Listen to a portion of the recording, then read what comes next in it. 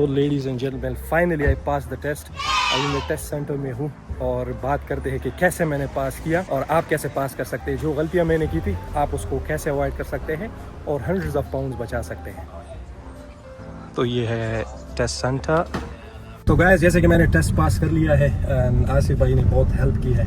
Thank you very much Asif भाई। और इसका नंबर मैं दे दूंगा स्क्रीन पे। जो भी यहाँ पे रहता है हैम्पशायर में, साउथहैम्पटन में जो रहता है, या साउथहैम्पटन अगर ट्रैवल करना चाहता है, इवन अगर आप पोर्ट्समouth वगैरह में भी रह रहे हैं, तो आसिफ भाई से आप रब्ता कर सकते हैं। एंड 100% गारंटीड ये बहुत अच्छा हेल्प करते हैं और आपको डेफिनेटली पास कराएंगे। तो फाइनली काफ़ी लेजीनेस और प्रोक्रेस्टिनेशन के बाद मैंने यूके का फुल ड्राइविंग लाइसेंस मैनुअल ले लिया और इस वीडियो में मैं आपको बताऊंगा कि कैसे आप इजीली मैनुअल या ऑटोमेटिक ड्राइविंग लाइसेंस पास कर सकते हैं यूके का अपने पर्सनल एक्सपीरियंस के बेस पे। ऐसी कौन सी टिप्स एंड ट्रिक्स है जो कि मैंने यूज की और यूजफुल रही, और कौन सी ऐसी बातें हैं जो कि आपको अवॉइड करनी है और आप भी बहुत ही इजीली यूके का ड्राइविंग लाइसेंस हासिल कर सकते हैं। तो guys, I don't like driving. जिंदगी में मैं मोटर बाइक चलाता था, अपने कंट्री में भी मैंने गाड़ी नहीं चलाई, हालांकि घर में पड़ी रहती थी, 2-3 गाड़ियाँ खड़ी होती थी, but I didn't like to drive to be very honest. अगर अपनी होती तो शायद मैं चला लेता, लेकिन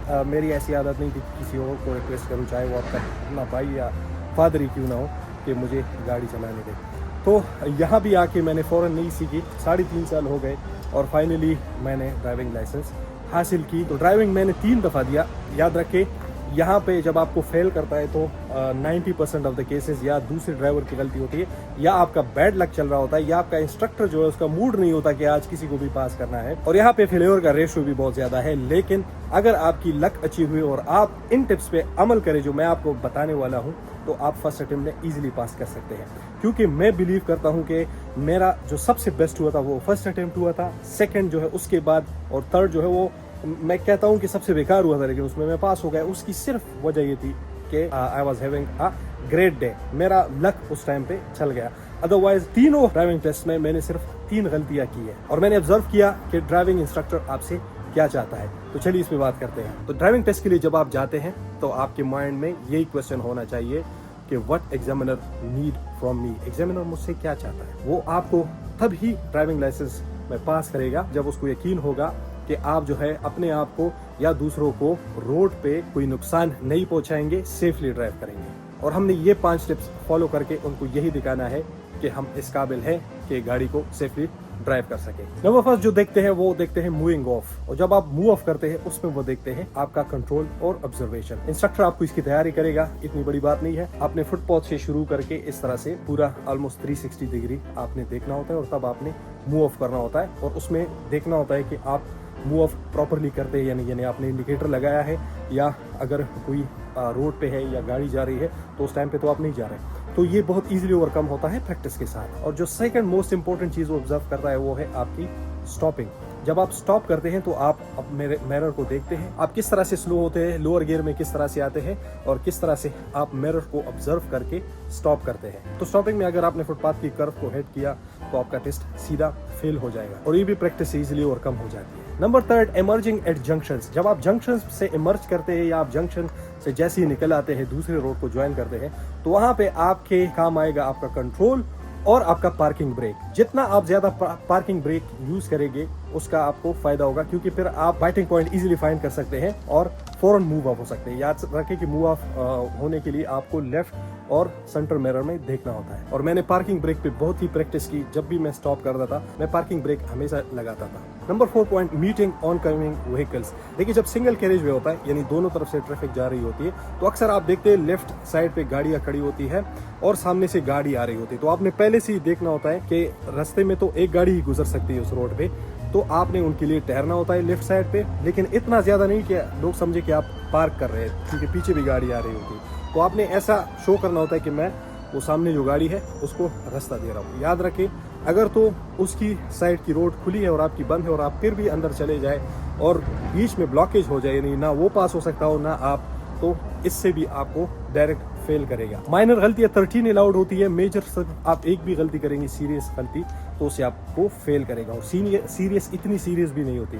याद रखें, बहुत छोटी सी गलती पे आपको फेल किया जा सकता है। और वो कौन सी गलती थी जिससे मैंने फेल किया, मुझे फेल कराया, वो नेक्स्ट पॉइंट में बताते हैं। Number 4 point, round abouts. 3 किस्म के राउंड अबाउट्स होते हैं, मिनी राउंड अबाउट्स, एक जो नॉर्मल राउंड अबाउट होते हैं बड़े वाले, और एक मल्टी लेन राउंड अबाउट्स होते हैं। Usually multi lane round abouts में जो है उनको ट्रैफिक लाइट्स के जरिए कंट्रोल किया जाता है, इसलिए वो थोड़ा सा इजी होता है। तीनों राउंड अबाउट में जब आप पहुंचते हैं, राउंड अबाउट में जैसे एंटर होते, तो आपने स्पीड लिमिट को अपने 10 माइल्स के लिए लेके आना होता है। उसमें आप फिर डिसीजन ले सकते हैं कि आपने कब ज्वाइन करना है, और आपको स्टॉप करने की भी जरूरत नहीं होती। तो उससे आप पूरा फिर बेटर ऑब्जर्व कर सकते हैं कि आपने कैसे एंटर होना है और फिर कैसे निकलना है। तो फर्स्ट अटेम्प्ट में मुझे मिनी राउंड अबाउट में फेल किया गया था, हालांकि मैं अब भी नहीं समझता कि ये मेरी गलती थी। असल में मिनी राउंड अबाउट में आपने देखना होता है कि सामने से गाड़ी आ रही है, अगर उन्होंने राइट इंडिकेटर लगाया है तो उनको भी आपने रास्ता देना होता है, और राइट से जो आपकी तरफ गाड़ी आ रही है उनकी प्रायोरिटी होती है, उनको भी आपने रास्ता देना होता है, और ये भी प्रैक्टिस से आ ही जाता है। और जो नॉर्मल राउंड अबाउट है उसमें यूजुअली जो लेफ्ट साइड से है हम लेफ्ट एग्जिट या क्रॉस जाते हैं, यानी सीधा जाते हैं, और राइट से हम थर्ड एग्जिट या फोर्थ एग्जिट लेते हैं या वापस टर्न अराउंड करते हैं।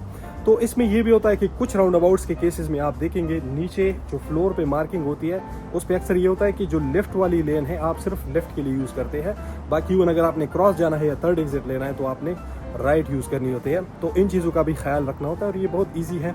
नीचे जो मार्किंग्स है रोड पे वो देखनी है, और इसके साथ साथ जब आप राउंड अबाउट पे पहुंचते हैं तो आपको पहले से ही बता दिया जाता है, तो आप राउंड अबाउट के साइन को देखें और ऑब्जर्व करें कि उस साइन में आपने कौन सी एग्जिट लेनी है, तो उस हिसाब से फिर आप अपनी स्ट्रेटेजी लगा सकते हैं। और मल्टी लेन राउंड अबाउट जो है लोग डरते हैं इससे, लेकिन मैं समझता हूँ कि सबसे easy multi lane round about होता है, क्योंकि उसकी 2 वजूहात है। एक तो ये है जो मेन वजह है वो ये कि ये ट्रैफिक लाइट से नॉर्मली कंट्रोल होता है। तो मतलब ये कि जब आपके लिए ट्रैफिक ऑन हो जाएगा, ग्रीन लाइट होगी, तो जो आने वाली ट्रैफिक है वो स्टॉप हो जाएगी राइट साइड पे, तो आप फिर इजीली एंटर हो सकते हैं। बीच में भी ट्रैफिक लाइट्स लगी होती है, और उससे भी आप जो है अच्छी तरह से उनको ऑब्जर्व कर सकते हैं। और मल्टी लेन राउंड अबाउट में सिर्फ ये देखते हैं कि आप जिस लेन में एंट्री हुए हैं आपने उसी लेन में निकलना होता है, और उसका बेस्ट सोल्यूशन यही है कि जो लेन आपको रिक्वायर्ड हो पहले से ही वो लें, ताकि उसी लेन में अंदर जाते हुए फिर आप इसी लेन से एग्जिट भी कर लें। और एक बोनस टिप देता हूँ मैन्यूवर्स का। मैन्यूवर्स आपको पता है कि पार्किंग आपको कराते हैं, जैसे पैरेलल पार्किंग हो गई, रिवर्स पार्किंग या फॉरवर्ड वे पार्किंग हो गई। मेरा 3 दफ़ा हो गया टेस्ट, मुझे तीनों दफ़ा जो है वो मुझे किसी पार्किंग के अंदर नहीं लेके गए, because I think they feel के पार्किंग में लेके जाना और लेके आना उससे टाइम वेस्ट होता है। तो पहली दफ़ा जो है मुझसे मनूवर कराया, राइट साइड पे खड़ा होके 2 कार लेन डिस्टेंस मैं पीछे चला गया, तो उसमें भी ऑब्जर्वेशन ये आपकी चाहिए होती है, वो मैंने सही तरीके से किया हुआ था। और जो सेकंड टाइम पे था टेस्ट सेंटर से निकलती हुई, क्योंकि सारी बाकी गाड़ियां निकली थी और मेरा जो इंस्ट्रक्टर था 10 मिनट लेट आया था, तो कार पार्क खाली थी, टेस्ट सेंटर की थी, तो उसी के अंदर मुझसे रिवर्स बे पार्क कराया और फिर मुझे बाहर लेके चले गए। और थर्ड अटेम्प्ट में भी मेरा जो है वो पैरेलल पार्किंग हुआ, और पैरेलल पार्किंग जो है वो नॉर्मली रोड पे ही कराते हैं, उसके लिए भी आपको जाने की जरूरत नहीं है कि वो आपको अंदर कार पार्क में लेके जाए। और 2 दफ़ा मेरा इमरजेंसी ब्रेक भी लगाया था। याद रखें, इमरजेंसी ब्रेक पे कुछ लोग इंपॉर्टेंस नहीं देखते, लोग कहते हैं कि नॉर्मली 5-6 टेस्टों में किसी एक का इमरजेंसी ब्रेक कराते हैं, लेकिन मेरा 3 टेस्ट में 2 दफ़ा हुआ है, तो इमरजेंसी ब्रेक जो है वो भी लाजमी सीख लें। और बाकी शो मी टेल में क्वेश्चंस तो इजी होते हैं, वो तो आप गाड़ी के हिसाब से सीख सकते हैं, और इन सारी चीज़ों के लिए आप इंटरनेट का भी सहारा ले सकते हैं, क्योंकि जहाँ पे भी आप अपना टेस्ट देते हैं उन्हीं के वीडियोस यूट्यूब पे अवेलेबल होती है, वहाँ के इंस्ट्रक्टर्स के यूट्यूब के चैनल होते हैं, तो आप जहाँ पे रहते हैं उनके टेस्ट रूट्स जो है वो यूट्यूब से भी सीख सकते हैं। मैंने वो यूट्यूब पे बहुत सारी उनकी वीडियोस देखी कि कौन सी रूट्स हैं, और उन रूट्स को मैंने फिर मतलब अपनी भी प्रैक्टिस से और उनको देख के भी मेमोराइज किया था, तो पहले से ही मुझे आइडिया होता था कि सामने क्या आने वाला है, तो उस हिसाब से मैं प्लानिंग कर लेता था। तो आई होप ये टिप्स आपको पसंद आई होगी। प्लीज़ इस वीडियो को लाइक करें और चैनल को ज़रूर सब्सक्राइब करें। मेरे कुछ ही सब्सक्राइबर्स रहते हैं 10,000 सब्सक्राइबर्स पूरे होने में, तो help me reach 10,000 subscribers and I will see the next video. अल्लाह हाफिज़।